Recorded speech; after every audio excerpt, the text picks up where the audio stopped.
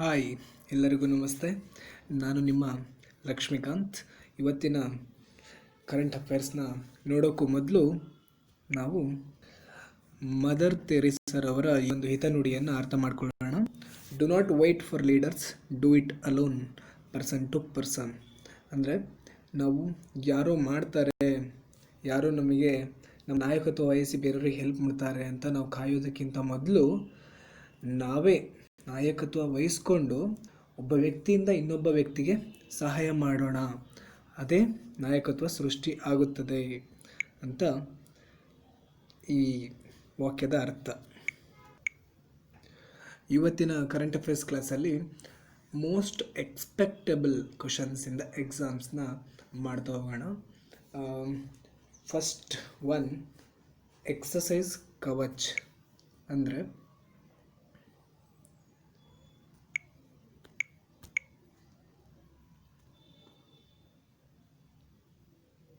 ಕವಚ್. ಇದು ಭಾರತದ Indian air force, Indian army ಹಾಗೂ ಇಂಡಿಯನ್ ನೇವಿ ಈ ಮೂರು ಸೇರಿ ನಡೆಸುವಂಥ ಅತಿ ದೊಡ್ಡ ಮಿಲಿಟರಿ ಎಕ್ಸಸೈಸ್ ಆಗಿದೆ. ಇದು ಅಂಡಮಾನ್ ಮತ್ತು ನಿಕೋಬಾರಲ್ಲಿ ಈ ಬಾರಿ ನಡೆಯುತ್ತದೆ. ಈ ಬಾರಿ ಅಂಡಮಾನ್ ಮತ್ತು ನಿಕೋಬಾರಲ್ಲಿ ಈ ಬಾರಿ ನಡೆಯುತ್ತದೆ.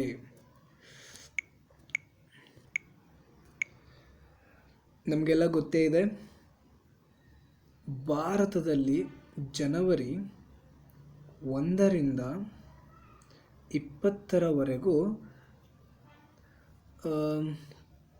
ಮಳೆ ಬಂತು. ಕಾರಣ ಗೊತ್ತಾಗಿಲ್ಲ. ಏನಕ್ಕೆ ಅಂದರೆ ಚಳಿಗಾಲದಲ್ಲಿ ಮಳೆ ಬಂತು. ಏನಕ್ಕೆ ಅಂತ ಭಾರತ ಸರ್ಕಾರ ತಜ್ಞರ ಒಂದು ಸಮಿತಿಯನ್ನು ರೂಪಿಸುತ್ತದೆ. ಆ ತಜ್ಞರ ಸಮಿತಿಯ ಪ್ರಕಾರ ಏನಂತಂದರೆ, ಮಳೆಗೆ ಕಾರಣ ಆರ್ಟಿಕ್ ಪ್ರದೇಶದಲ್ಲಿ ಸಂಭವಿಸಿದ ಹಠಾತ್ ವಾಯುಮಂಡಲದ ತಾಪಮಾನದಿಂದಾಗಿ. ಆರ್ಟಿಕ್ ಪ್ರದೇಶ ಅಂದರೆ ನಮ್ಮ ಉತ್ತರ ಪೋಲ್, ಅಂದರೆ ನಾರ್ತ್ ಪೋಲ್ ಅಲ್ಲಿ ಸಂಭವಿಸಿದ ವಾಯುಮಂಡಲದ ತಾಪಮಾನ, ಅಲ್ಲಿ 50 ಡಿಗ್ರಿಗಿಂತ ಅತಿ ಹೆಚ್ಚು ತಾಪಮಾನ ಜಾಸ್ತಿಯಾಗಿತ್ತು. ಹಾಗಾಗಿ ಇದು ಮಳೆ ಬಂದಿತ್ತು ಭಾರತದಲ್ಲಿ ಅಂತ ನಮಗೆ ಗೊತ್ತಾಗಿದೆ. ಭೂಮಿಯಿಂದ ಸ್ಟ್ರಾಟೋಸ್ಪಿಯರಿಕ್ ಟೆಂಪ್ರೇಚರ್, ಅಂದರೆ ಸ್ಟ್ರಾಟೋಸ್ಪಿಯರಲ್ಲಿ ಟೆಂಪ್ರೇಚರ್ ಇನ್ಕ್ರೀಸ್ ಆಗಿತ್ತು. ಸ್ಟ್ರಾಟೋಸ್ಪಿಯರ್ ಭೂಮಿಯಿಂದ 10ರಿಂದ 50 ಕಿಲೋಮೀಟರ್ ಎತ್ತರದಲ್ಲಿದೆ. ಇದನ್ನು ತುಂಬ ಇಂಪಾರ್ಟೆಂಟ್. ಏನಕ್ಕೆ ಅಂದರೆ ಜಿಯೋಗ್ರಫಿ ಕರೆಂಟ್ ಅಫೇರ್ಸಲ್ಲಿ ಬರೋದು ಕಡಿಮೆ, ಬಂದಿದೆ ಅಂದರೆ ಕೇಳೋ ಸಾಧ್ಯತೆ ತುಂಬ ಇರುತ್ತೆ.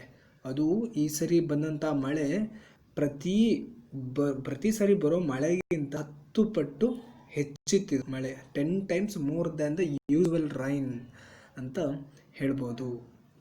ಹಾಗೆ ನೆಕ್ಸ್ಟ್ ಕರೆಂಟ್ ಅಫೇರ್ಸ್ನ ನೋಡೋಣ. ಯುವಿಟ್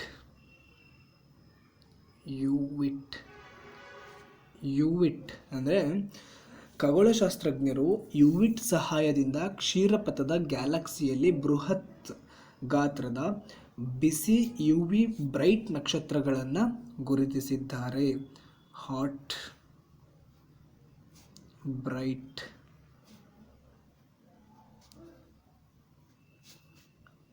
ಸ್ಟಾರ್ಸ್ ಇನ್ ಮಿಲ್ಕಿ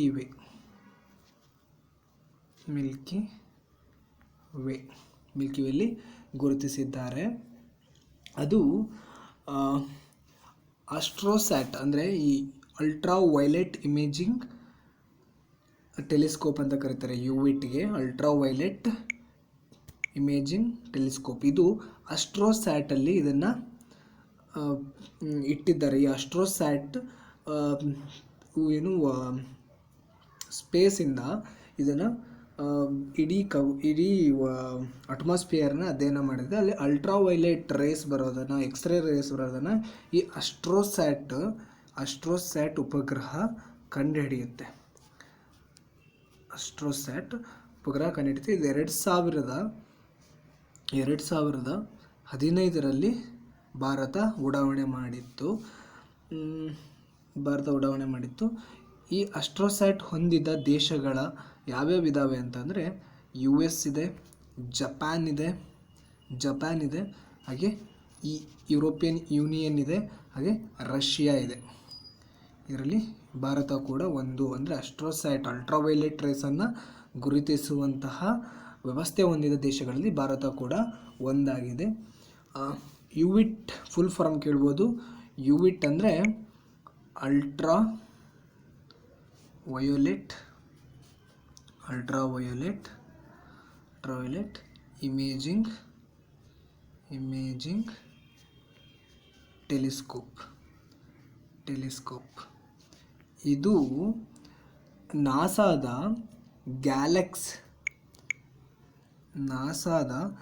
ಗ್ಯಾಲಕ್ಸ್ಗಿಂತ 3 ಪಟ್ಟು ಶ್ರೇಷ್ಠವಾಗಿದೆ. 3 times ಬೆಟರ್ ದ್ಯಾನ್ ದಿಸ್.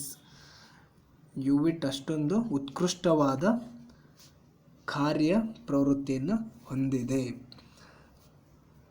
ಹಾಗೆ ಮುಂದಿನ ಕರೆಂಟ್ ಅಫೇರ್ಸ್ನ ನೋಡೋಣ.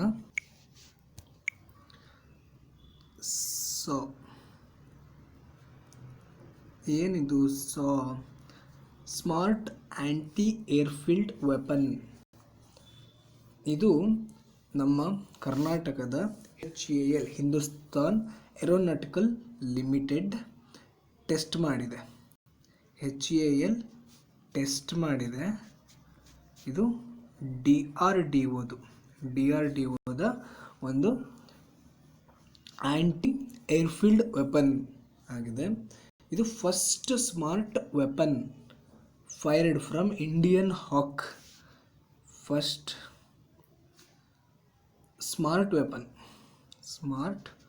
ವೆಪನ್ ಇದು ಕೇಳೋ ಚಾನ್ಸ್ ಇದೆ. ಇಸ್ರೋ ಬಗ್ಗೆ ಏನೇ ಕರೆಂಟ್ ಅಫೇರ್ಸ್ ಆದರೂ ಕೇಳೋ ಚಾನ್ಸಸ್ ತುಂಬ ಇರುತ್ತೆ. ಸೊ DRDOನೂ ಕೂಡ ಒಂದು ಅತಿ ಎಕ್ಸಾಮ್ಸ್ ಹಿತದೃಷ್ಟಿಯಿಂದ ತುಂಬ ಕೇಳೋವಂಥ ಏರಿಯಾ ಆಗಿದೆ. ಈಗ ಅಂದರೆ ಏನು? ಅಂದರೆ ಲಾಂಗ್ ರೇಂಜ್ ಪ್ರಿಸಿಷನ್, ಅಂದರೆ ದೀರ್ಘ ಶ್ರೇಣಿಯ ನಿಖರ ಮಾರ್ಗದರ್ಶಿ ವಾಯು ವಿರೋಧ ಆಯುಧವಾಗಿದೆ. ಅಂದರೆ ಇದು ಲಾಂಗ್ ರೇಂಜ್ ದೀರ್ಘದರ್ಶಿ ಆಗಿದೆ ಶಸ್ತ್ರ. ಇದು ನೆಲದ ಗುರಿಗಳನ್ನು ತೊಡಗಿಸಿಕೊಳ್ಳಬಹುದಾದ ಸಾಮರ್ಥ್ಯ ಹೊಂದಿದೆ. Can target it towards the ground ಲೆವೆಲ್ಗೆ ಟಾರ್ಗೆಟ್ ಮಾಡ್ಬೋದು. ಇದನ್ನು ಅಭಿವೃದ್ಧಿಪಡಿಸಿದ್ದು DRDO ಟೆಸ್ಟ್ ಮಾಡಿದ್ದು HAL. ಸೊ ಇಷ್ಟು ಬಗ್ಗೆ. ನೆಕ್ಸ್ಟ್ ಕರೆಂಟ್ ಅಫೇರ್ಸ್ನ ನೋಡೋದಾದರೆ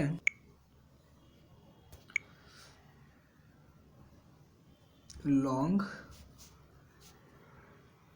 ಓಪ್ಸ್ ಪ್ರಾಜೆಕ್ಟ್. ಸೊ ಇದು ತುಂಬ important current affairs. Long ops project ಇದು UK ಮತ್ತು ಜಪಾನ್ ದೇಶದ ಯೋಜನೆ ಆಗಿದೆ. ಇದನ್ನು ಏನಕ್ಕೆ ನಾವು ಓದಬೇಕಂತ ಅಂದರೆ, ಲಾಂಗ್ ಓಪ್ಸ್ ಪ್ರಾಜೆಕ್ಟ್ ಅಂತಂದರೆ ಅಣು ಸ್ಥಾವರಗಳಿರ್ತಾವಲ್ಲ, ನ್ಯೂಕ್ಲಿಯರ್ ಪವರ್ ಪ್ಲ್ಯಾಂಟ್ಸು, ಅಲ್ಲಿ ಒಂದಲ್ಲ ಒಂದು ಬಾರಿ ಆಘಾತ ಉಂಟಾಗ್ತಾ ಇರುತ್ತದೆ.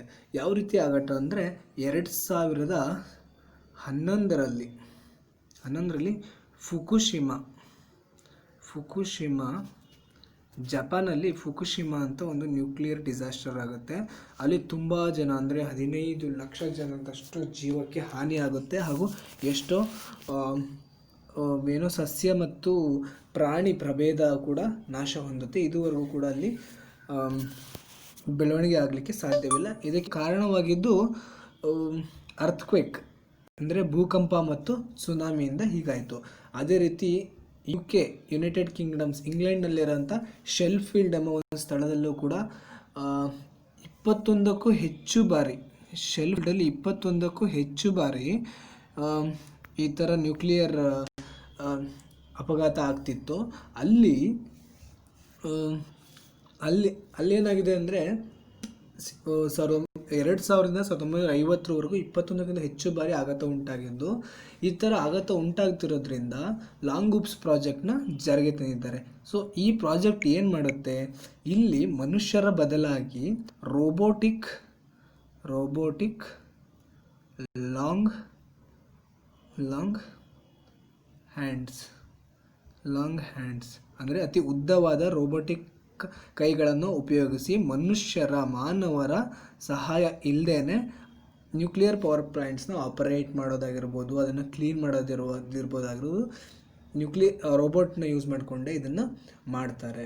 ಸೊ ಇದರಲ್ಲಿ ಒಂದು ಆರ್ಗನೈಸೇಷನ್ ಬರುತ್ತೆ, ಯಾವುದಂದರೆ ITER, ಇಂಟರ್ನ್ಯಾಷನಲ್ ಥರ್ಮೋನ್ಯೂಕ್ಲಿಯರ್ ಎಕ್ಸ್ಪೀರಿಮೆಂಟಲ್ ರಿಯಾಕ್ಟರ್ ಅಂತ ಒಂದು ಪ್ರಾಜೆಕ್ಟ್ ಇದೆ.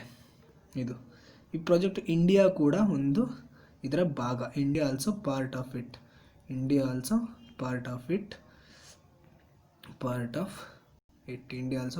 ಇಟ್ ಆಗಿರುತ್ತದೆ. ಇದ್ರ ಬಗ್ಗೆ ನಾವು ಇನ್ನೇನು ಓದ್ಕೋಬೋದು ಅಂತ ಅಂದರೆ, long ops project is related to what? Thermonuclear plants cleaning and maintenance. It is the deal between UK and Japan. ಇದ್ರ ಬಗ್ಗೆ ನಾವು ನೆನ್ಪಿಟ್ಕೋಬೇಕು. ಮುಂದಿನ ಕರೆಂಟ್ ಅಫೇರ್ಸ್ನ ನೋಡೋದಾದರೆ, global risk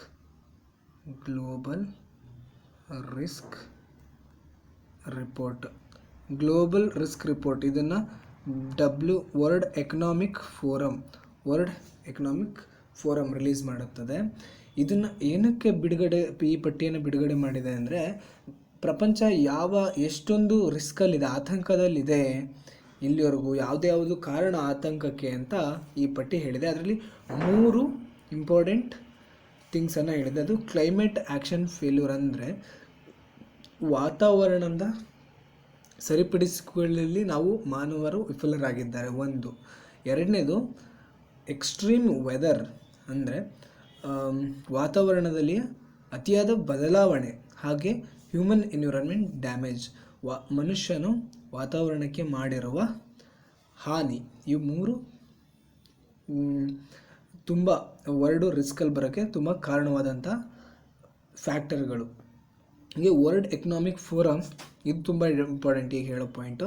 world economic forum great reset initiative ಅಂತ ಒಂದು ಯೋಜನೆಯನ್ನು ಕೈಗೊಳ್ತಾ ಇದೆ. World economic forum great reset initiative, ಇದು ತುಂಬ important. Great reset initiative is a part of which organisation ಅಂತ ಕೇಳಿದರೆ ವರ್ಲ್ಡ್ ಎಕನಾಮಿಕ್ ಫೋರಮ್ ಅಂತ ನಾವು ಉತ್ತರ ಹೇಳೋಕ್ಕೆ ಸಿದ್ಧವಾಗಿರಬೇಕು. ಹಾಗೆ ವರ್ಲ್ಡ್ ಎಕನಾಮಿಕ್ ಫೋರಮ್ ಇನ್ನೂ ಒಂದು ರಿಪೋರ್ಟನ್ನು ರಿಲೀಸ್ ಮಾಡಿತ್ತು, the future jobs due to COVID-19. ಈ ವರದಿ ಪ್ರಕಾರ ಸುಮಾರು 85 ಮಿಲಿಯನ್ ಅಷ್ಟು ಜಾಬ್ಗಳು, ಅಂದರೆ ಉದ್ಯೋಗಗಳು 2025ರವರೆಗೆ ಅಡಚಣೆಯನ್ನು ಉಂಟು ಮಾಡಲಿದೆ ಅಂತ ಈ ರಿಪೋರ್ಟ್ ಹೇಳಿದೆ. WEF ಬಗ್ಗೆ ಇಷ್ಟ ಆಯಿತು. ಹಾಗೆ ಮುಂದಿನ ಕರೆಂಟ್ ಅಫೇರ್ಸ್ನ ನೋಡೋದಾದರೆ, ಮೂಲ ವಲಯ ತೇವಾಂಶ ಅಂತ ಕರೀತಾರೆ. ಮೂಲ ವಲಯ ತೇವಾಂಶ ಏನಿದು ಮೂಲ ವಲಯ ತೇವಾಂಶ?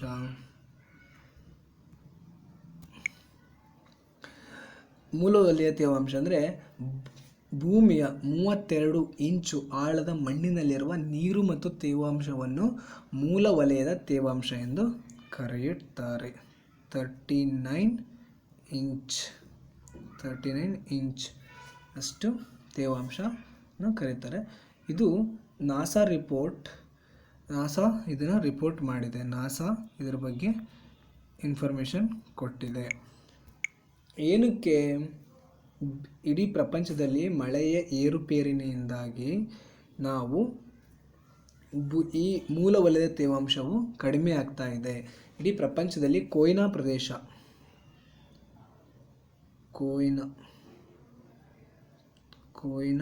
ಪ್ರದೇಶ ಅತಿ ಕಡಿಮೆ ತೇವಾಂಶ ಹೊಂದಿದ ಜಾಗವಾಗಿದೆ. ಹಾಗೆ ಭಾರತದಲ್ಲಿ ತೇವಾಂಶ ಮಟ್ಟವನ್ನು ನೋಡೋದಾದರೆ ಉತ್ತರ ಭಾರತದಲ್ಲಿ 10% ತೇವಾಂಶ ಭರಿತ ಭೂಮಿ ಇದೆ.